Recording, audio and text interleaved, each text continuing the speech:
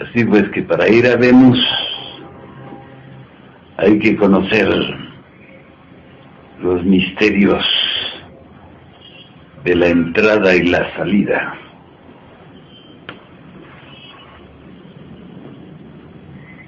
Nadie llega a una casa y se mete ahí sin que le den autorización, ¿no es cierto? Lo pueden sacar a patadas. Así pues que Venus hay que pedir permiso a los guardianes, porque esos planetas, así pues que el sistema solar es un organismo viviente. Todos los miembros de ese sistema rinden culto al Padre Sol, como lo hacían los antiguos mayas, egipcios, aztecas. Tenían al Sol como el Padre de la vida. Ahora se rinde eso. Es como reírse de Dios. Porque piensen ustedes si de repente la energía solar deja de proyectarse hacia los planetas, ¿qué pasaría?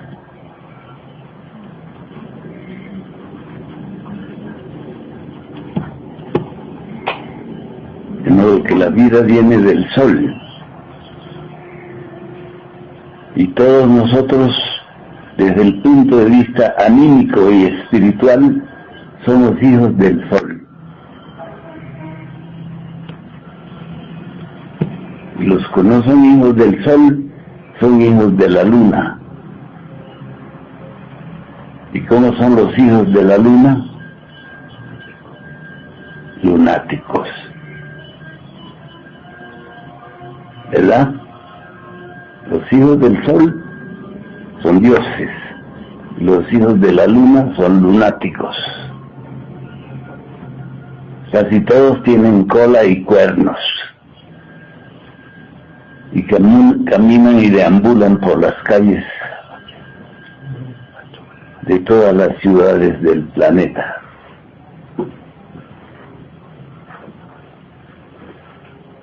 Y eso seguirá así hasta que llegue lo que se llama el cataclismo final. ¿Qué es el cataclismo final? Es la conclusión del ciclo humano conocido como la raza aria.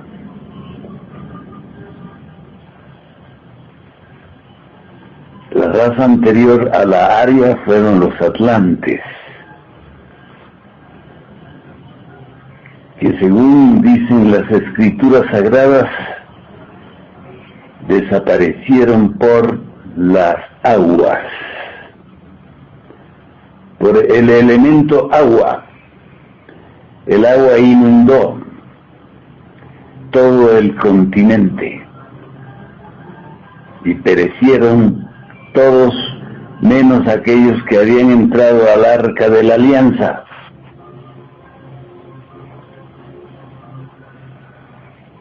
Todos conocemos esa historia, ¿no es cierto?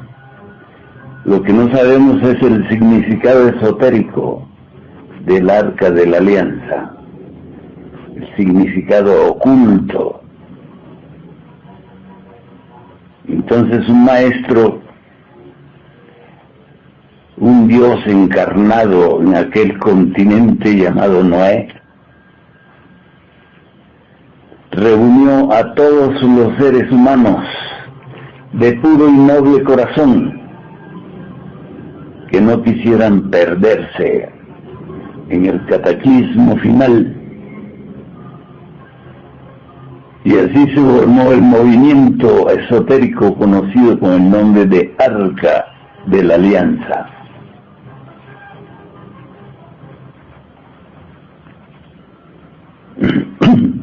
En vano andan los arqueólogos por ahí buscando dónde estará el arca de Noé. No era ningún arca. No era ninguna nave de madera o de metal o de algún otro material. Era un movimiento. El movimiento gnóstico cristiano universal de la época. Ahora también tenemos el Arca de la Alianza. Es el movimiento gnóstico cristiano universal, fundada por el avatar de Acuario, Samael, el ángel de Marte. Por estas alturas ya ha superado el rango de los ángeles y se encuentra entre los arcángeles.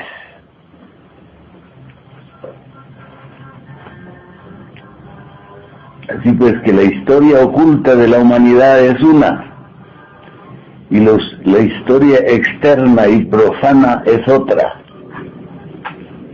donde no se considera la intervención divina en los acontecimientos de la vida humana.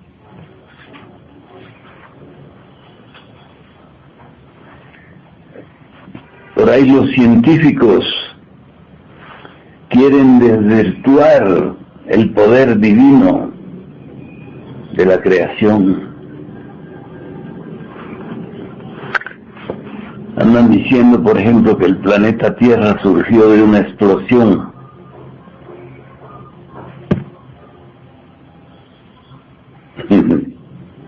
No es risible eso. ¿Cómo va a surgir de una explosión una organización tan grande, tan perfecta como es la existencia de los planetas y de las humanidades? ¿Cómo va a surgir toda esta multitud humana de una explosión? ¿Qué tontería es esa? ¿Nos han visto cara de imbéciles o qué?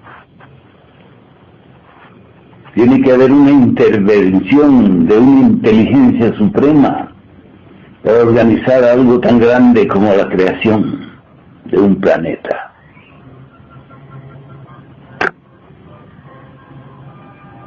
Otra cosa que andan poniendo en tela de juicio es la existencia de otros seres humanos.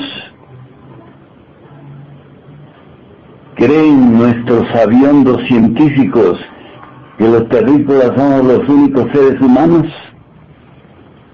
¿Y que el planeta Tierra es el único planeta habitado?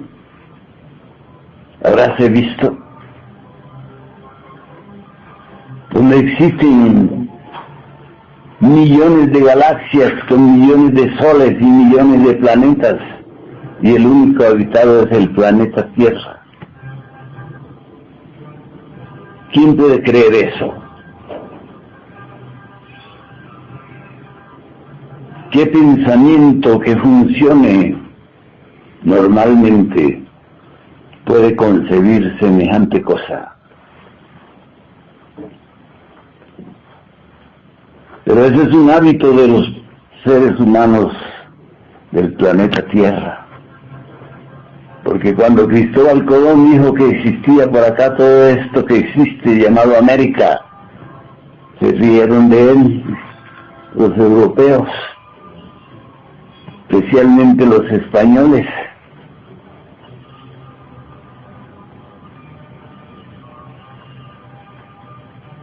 Hay en los confines del territorio español un lago que le llaman el lago de Finisterre, o fin de la Tierra. Pensaban que hasta ahí no llegaba el planeta. Más allá de eso no había más tierra, ni más mares, ni más nada, según la concepción, podríamos decir, cavernaria de los antiguos.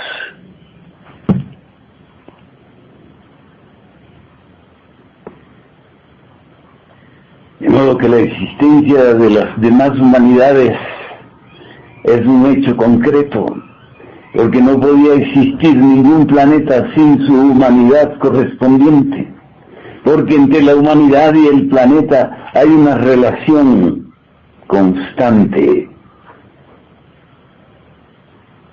El planeta vive para la humanidad y la humanidad vive para el planeta. Si no, no habría nada.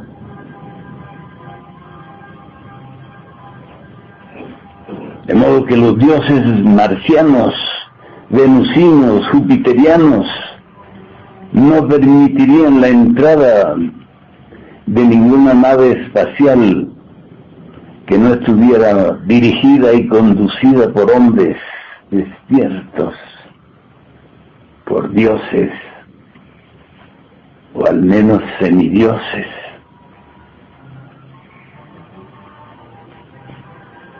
Así pues que esa idea de que puede haber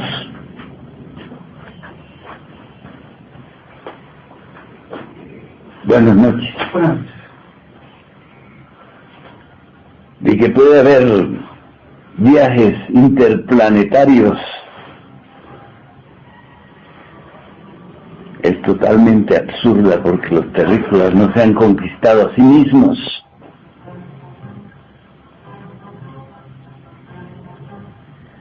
Y de ninguna manera pueden conquistar el espacio exterior sin haber llegado al desarrollo pleno de su propia conciencia cósmica. Porque dentro del hombre está lo cósmico, dentro de la mujer está lo cósmico, el eterno femenino y el eterno masculino son las bases torales de toda creación. De modo que no nos vengan nuestros científicos diciéndonos que posiblemente puede haber agua en Marte, o en Venus, o en Júpiter.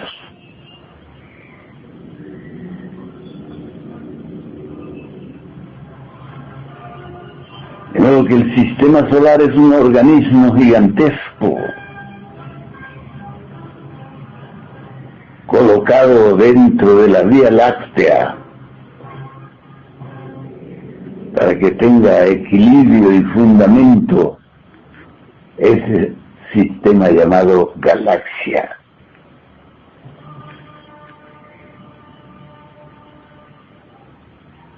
Así es que dentro de cada galaxia existen más o menos 18 millones de soles con sus planetas. El nuestro es apenas uno de ellos, pequeño, de quinta categoría. ¿Cómo serán los soles de primera categoría? ¿Qué clase de gente habitará en esos sistemas donde la luz solar es 1000 veces más poderosa que la que nosotros conocemos?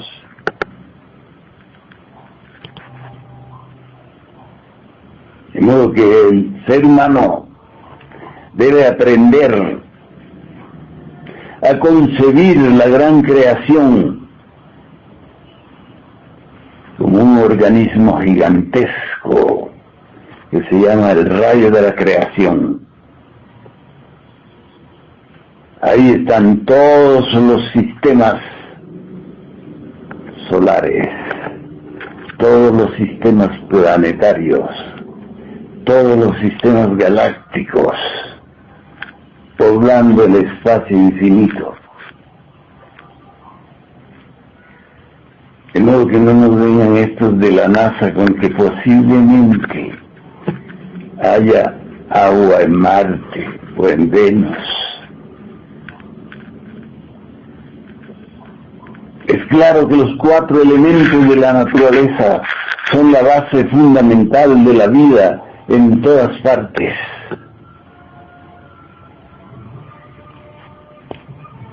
En lo muy pequeño y en lo muy grande. No puede haber vida si no hay los 4 elementos. la madre natura.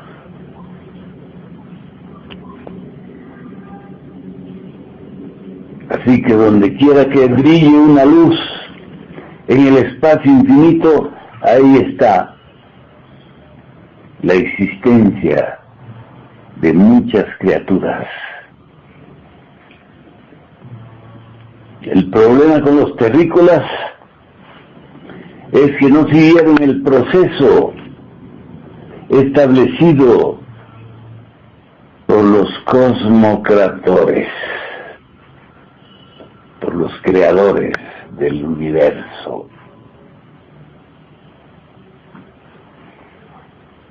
Quisieron inventarse para sí mismos un estilo de vida sin ningún apoyo científico, únicamente por puro impulso y por puro instinto.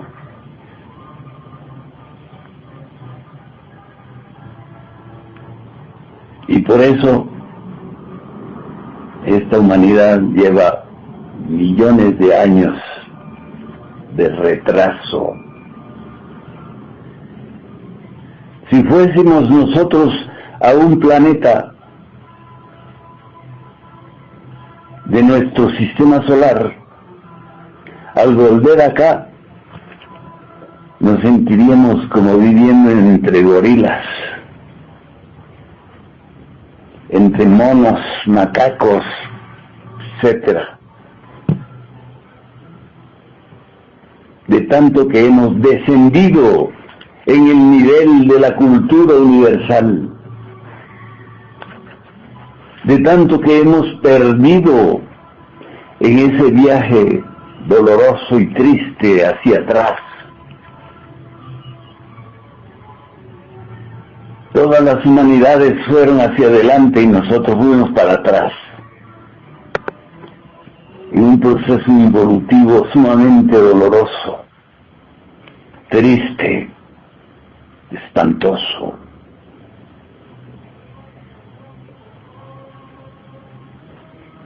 Muchos dioses han tomado la peligrosa aventura de venir al planeta Tierra a auxiliar a la humanidad.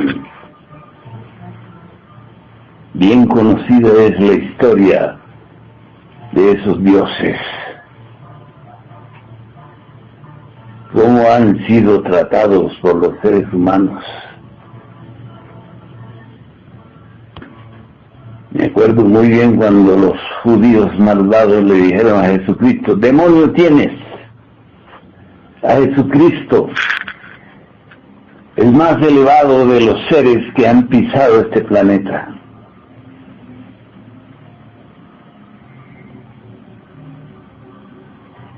De modo que se necesita estar en un estado de conciencia muy subjetivo para declararle a un ser tan elevado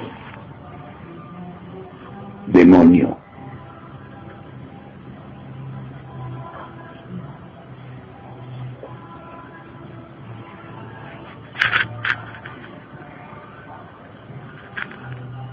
De modo que el problema de la humanidad es insoluble, porque no quieren recibir el auxilio divino. Se consideran demasiado elevados para recibir auxilio divino. Por ahí andan diciendo los científicos que los fenómenos conocidos en la historia como actos divinos no son más que fenómenos naturales. Dice, por ejemplo, que cuando las aguas se abrieron para que Moisés huyera con el pueblo de Israel, fue un fenómeno natural. Que el mar se abrió por un fenómeno natural de los vientos cruzados.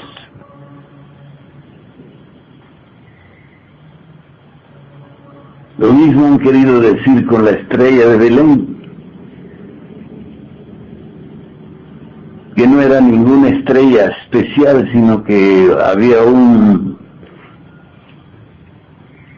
movimiento estelar de algún astro que se movía por esos tiempos y quedaba en la posición en que estaba la estrella de Belén, la estrella de los magos.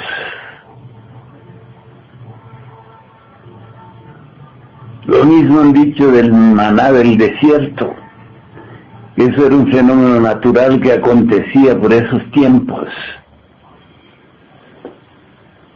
y que sirvió a los israelitas para alimentarse en el desierto durante 40 días.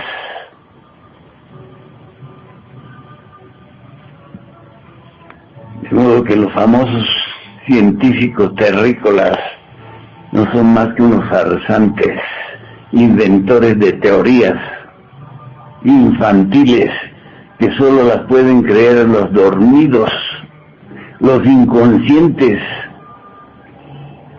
los que no tienen una percepción superior a sí mismos.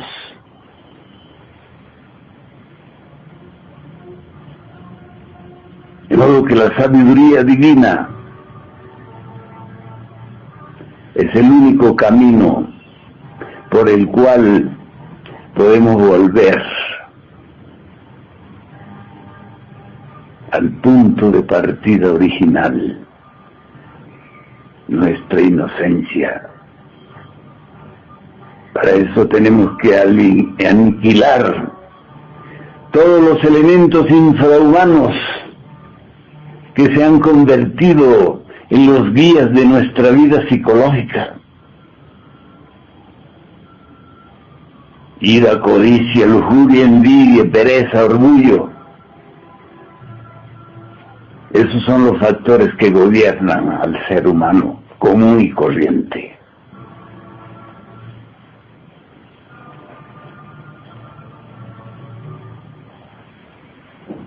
Esa propuesta la vienen haciendo los maestros gnósticos desde hace milenios. Hace más de 5.000 años Moisés escribió los 10 mandamientos, guiado por la sabiduría divina.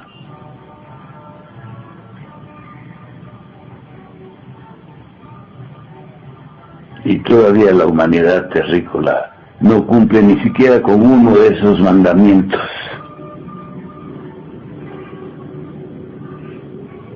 Los menosprecian, creen que son tonterías. Si se dice que un hombre debe volverse virtuoso, piensan los terrícolas que un virtuoso es un tonto, que es un inútil, que no sabe hacer dinero y riquezas.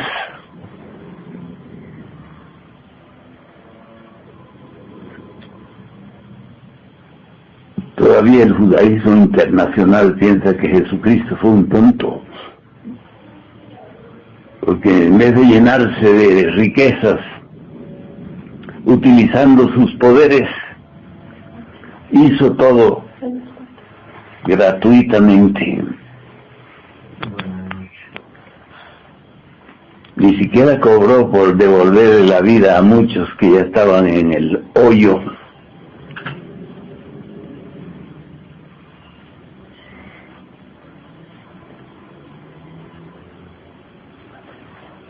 De modo que es necesario situarnos en una posición correcta en relación con la vida universal y dejar de ser monos, maniáticos, asesinos, mentirosos, fornicarios, adúlteros.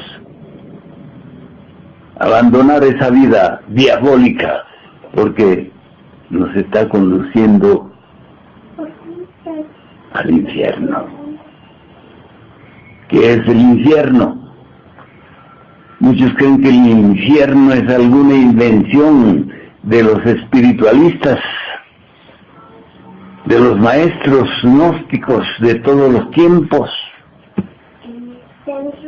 Y es claro que el infierno es la zona sumergida del propio planeta.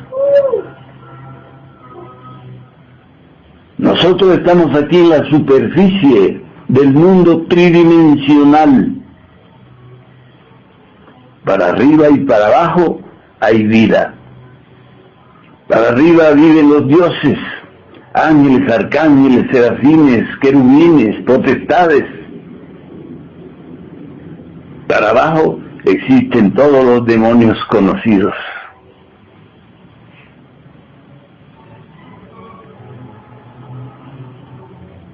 De modo que descender es muy fácil. No hay que hacer nada especial. Solo hay que ser perverso, mentiroso, falso, adúltero, ladrón. Eso hay que ser para descender.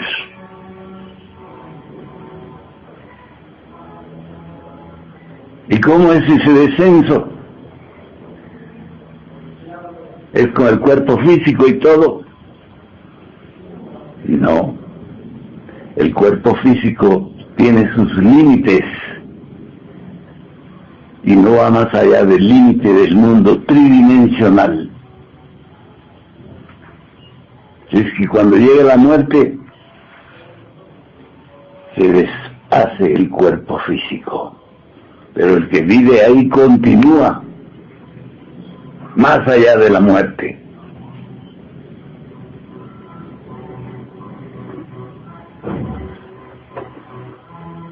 Por eso hay tantas historias de gentes que han vuelto del más allá para atormentar a los vivos, a los que tienen cuerpo. Bien sabido es el terrible miedo que sienten los humanos por los muertos, por los difuntos. Ahí sale un muerto, dicen. Yo me he encontrado muchas veces con muchos muertos y nunca me han hecho nada.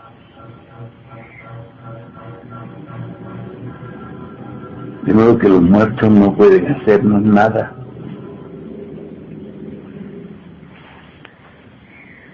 Lo que nos causa a nosotros dolor, angustia, miedo, es exactamente nuestra propia ignorancia. La ignorancia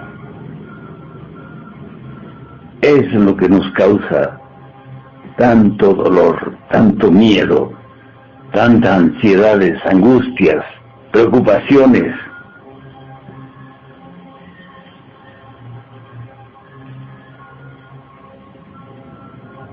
De modo que si en la casa de alguien hay un muerto, háblele al muerto y dígale qué es lo que quiere.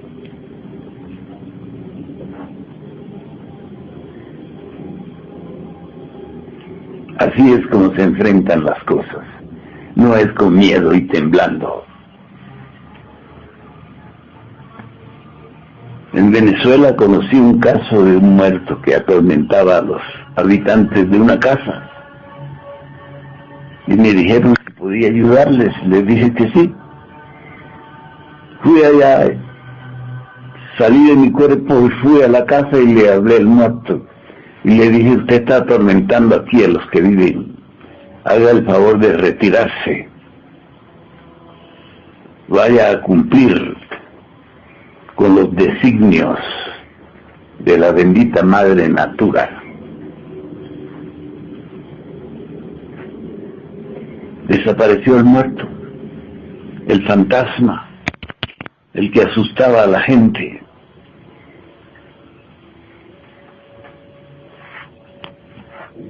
De modo que la ignorancia es el peor de todos los factores que pueden atormentar a un ser humano.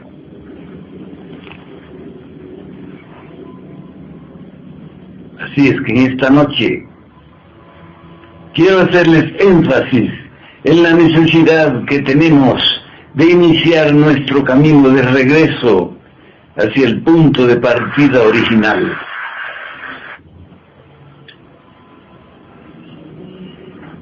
Tenemos que recuperar todo lo que perdimos, especialmente la inmortalidad. Nosotros no fuimos creados como mortales. Eso lo perdimos cuando nos desviamos del camino. Fue entonces cuando los guardianes del paraíso dijeron: ahora conocerás la muerte. Así es que antes de desviarnos del camino, no conocíamos la muerte. Cuando llegaba la hora de morir, corporalmente, simplemente nos acostábamos y abandonábamos el cuerpo, sin ningún tipo de drama. Eso acontecía después de 12 o 13 siglos de existencia corporal. De modo que imaginen cuánto ha disminuido la capacidad existencial de un ser humano, cuando a los 60, 70 años ya están más o menos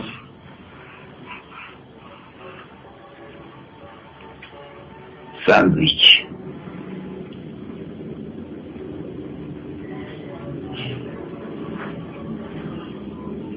Así pues que como primera medida hay que atacar frontalmente los demonios que controlan nuestra vida. Repito: ira, codicia, lujuria, envidia, pereza, orgullo.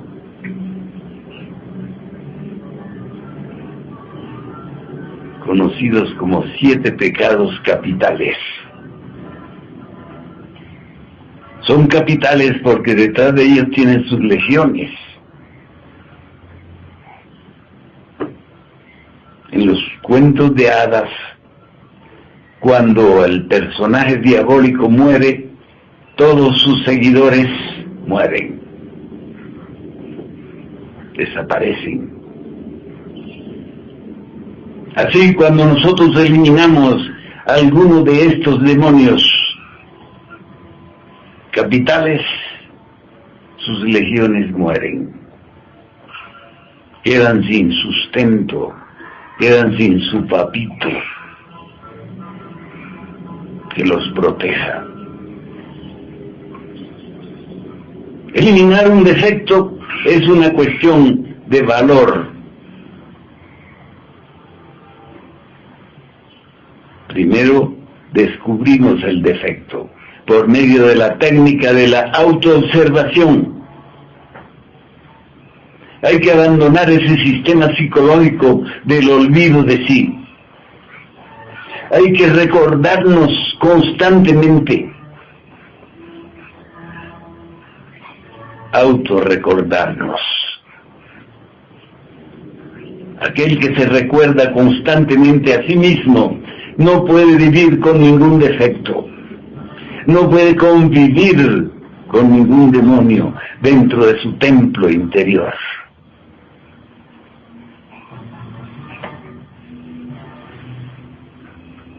De la misma manera que nadie puede caminar con un clavo punzándole sus pies, con un clavo en el zapato.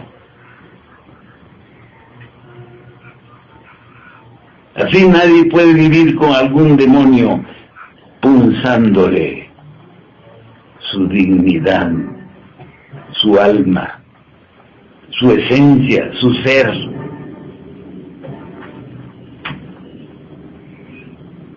Bien sabemos que cuando hacemos lo incorrecto nos viene un estado psicológico muy negativo, conocido con el nombre de... ¿Qué es lo que sentimos cuando cometemos errores?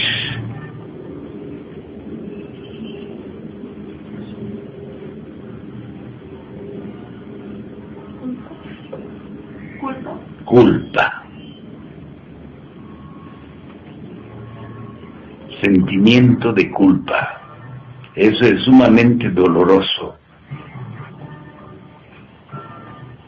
Una persona puede aguantar eso porque está durmiendo. Si estuviera despierto no aguantaría. Sentimiento de culpa. No podría dormir, ni comer, ni nada, moriría. Solamente estando dormido una persona puede seguir viviendo después de cometer algún delito.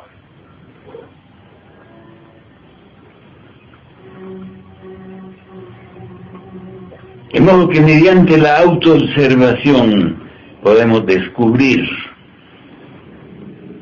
la existencia de los llamados demonios que cargamos dentro.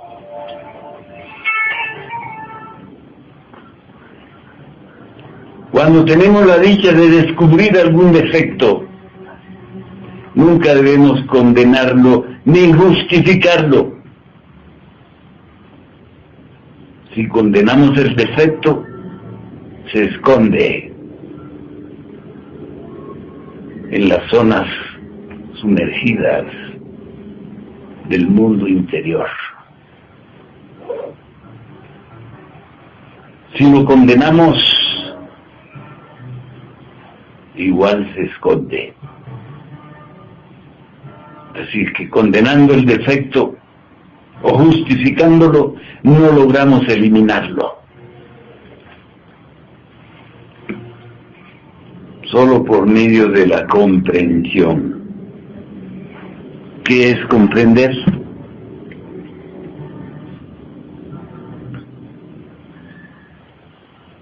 Significa ver todos los perjuicios que nos causa tal o cual defecto. Entonces decimos, por causa de este defecto, yo he cometido tales y cuales injusticias. He insultado, he matado, he robado, he engañado. Eso es comprender.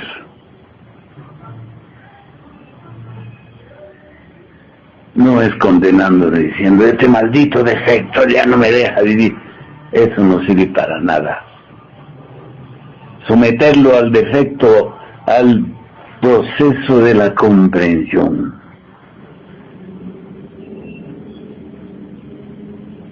Tú no vas a seguir engañándome, tú no vas a seguir gobernándome, porque yo soy yo y tú debes morir.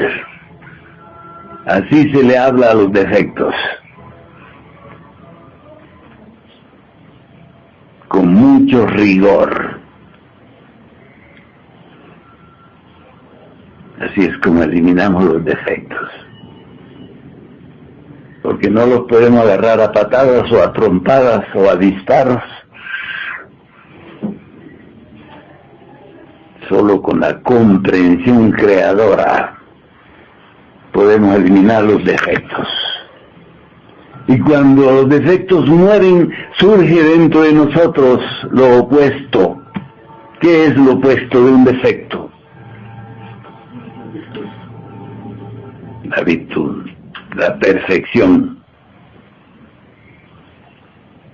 Un hombre virtuoso, una mujer virtuosa son seres superiores, diferentes, fuertes. Los iracundos, fornicarios, mentirosos, son gente débil, muy débil. Los iracundos, por ejemplo, no se los pueden ni mirar, porque enseguida se alteran. Dicen, así que me mira, soy o me parezco.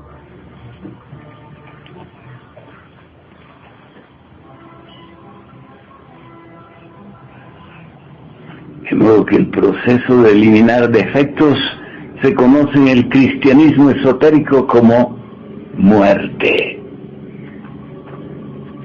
Jesús nos enseñó el camino de la muerte y de la resurrección. Solo aquellos que mueren en sí mismos pueden resucitar en la eternidad.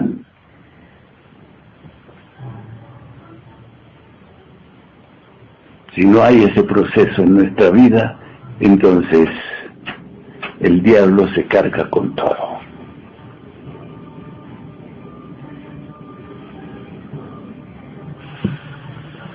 Pueden formular sus preguntas si así lo necesitan.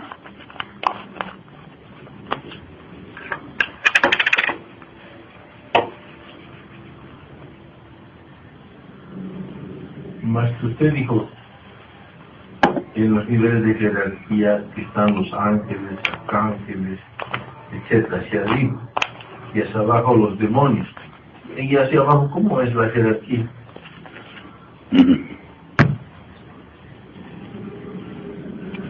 Dicen que Belcebú era el príncipe de los demonios.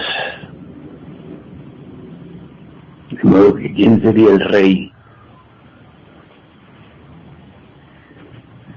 El rey de los demonios, Chabajot. Por eso se le conjura el nombre de Jehová.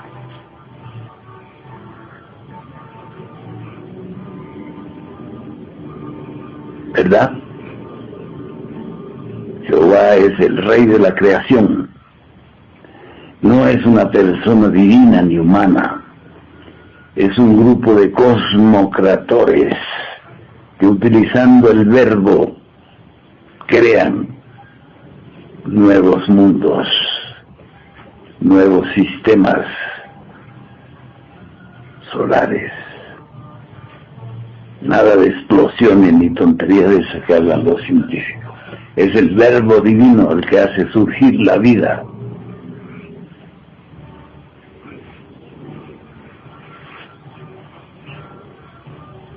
Maestro, nos enseña usted de que el camino que lleva a la luz es un camino largo, estrecho y difícil. Podemos añadir doloroso, maestro.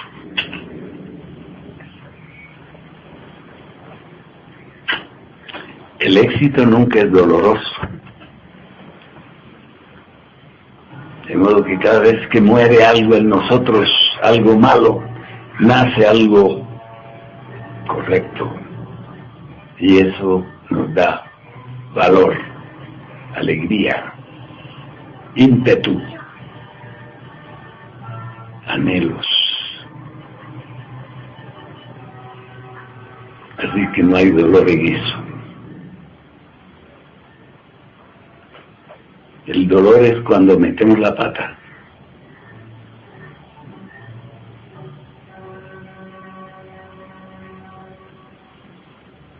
Maestro, ¿a quién le duele? ¿A la esencia o al yo? Al ego. El ego se alegra cuando tú metes la pata. Tu alma se entristece. ¿Verdad?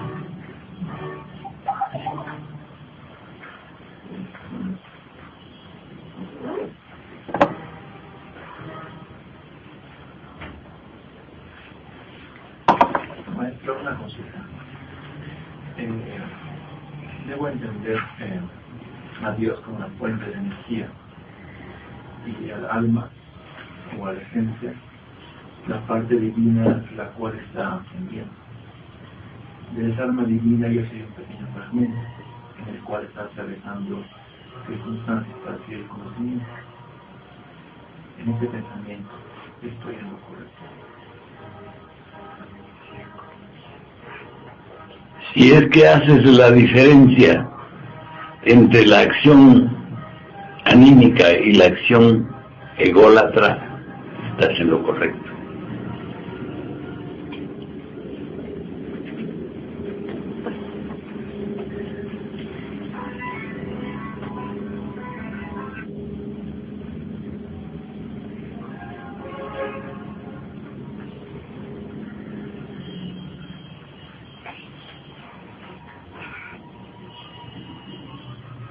¿Cuál es, maestro, la edad ideal en el ser humano para emprender estos retos?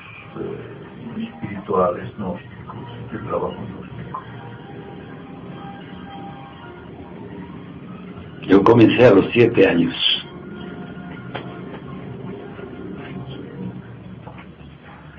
A los 7 años recibí la visita de mi Madre Divina y comencé a vivir de acuerdo con mi ser, no con mi ego. Por eso nunca llegué en esta vida a cometer ningún delito grave.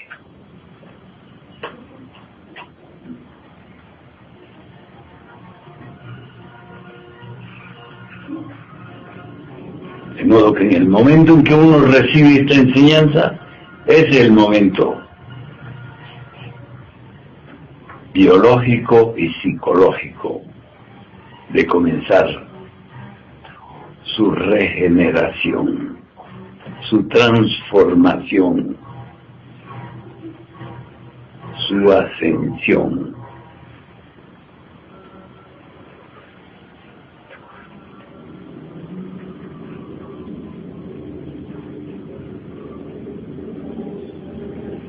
Y no hay que temer, porque el miedoso, si es varón, ni siquiera llega a tener una mujer bonita. Si es mujer, ni siquiera llega a tener un hombre como compañero, porque le da miedo.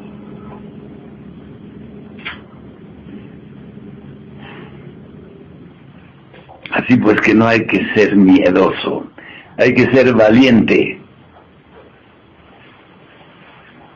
Para ser valiente hay que saber utilizar nuestra valentía. No vamos a ser valientes matando a otro, ni robando la mujer de otro o el marido de otra. Eso no es valentía, es cobardía de la peor.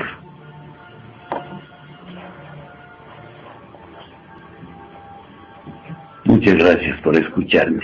Una pregunta más, por favor. ¿Quién debe ser valiente, el ego o el alma? Esa parte aclárame, por favor, maestro. El ego nunca es valiente, es cobarde porque vive en la mentira, en lo falso, en el crimen, en lo malo. Paz inderencial. Así es.